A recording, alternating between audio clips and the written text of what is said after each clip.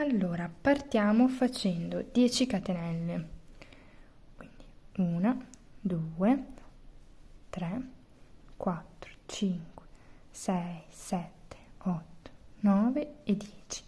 Carico il filo, nella seconda catenella dall'uncinetto entro e faccio una mezza maglia alta e procedo di mezze maglie alte per tutta la riga, quindi 2, no scusate 3, 4,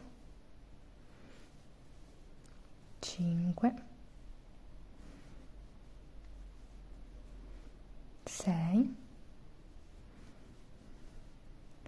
7,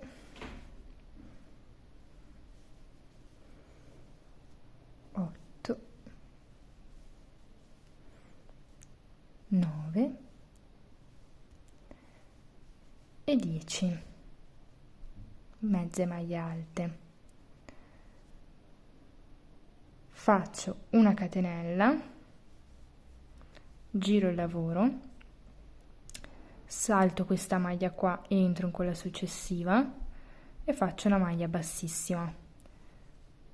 Dopodiché faccio 6 catenelle, 1, 2, 3, 4, 5 e 6. Salto una catenella di base, nella successiva entro e faccio una maglia bassissima. Nella successiva faccio una maglia bassa e nella successiva entro e faccio una maglia bassissima. Dopodiché di nuovo 6 catenelle, 3, 4, 5, 6. Salto una maglia, nella successiva faccio una maglia bassissima e nella prima catenella di avviamento faccio una maglia bassa. Giro il lavoro in questo modo, carico il filo, entro e lavoro di mezze maglie alte, ne faccio 10, quindi siamo a 3, 4, 5, 6, 7, 8,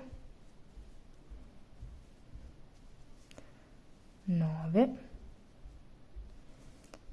e 10.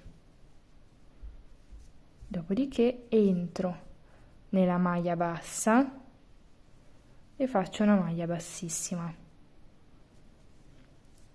Carico il filo, entro direttamente nell'anello successivo e faccio altre 10 mezze maglie alte.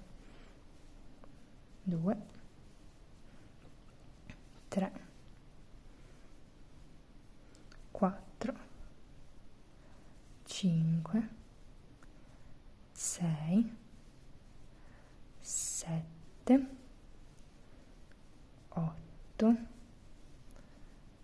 9 e 10.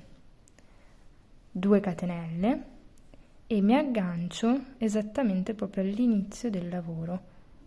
Devo proprio entrare dentro alla catenella e faccio una maglia bassissima. Dopodiché taglio il filo,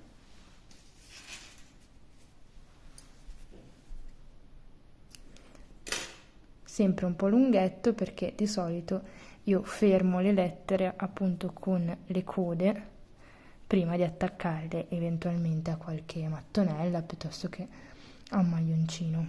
Faccio un nodino di sicurezza e ecco fatta la nostra B. Grazie per avermi seguita, vi ricordo di iscrivervi per non perdervi neanche un video.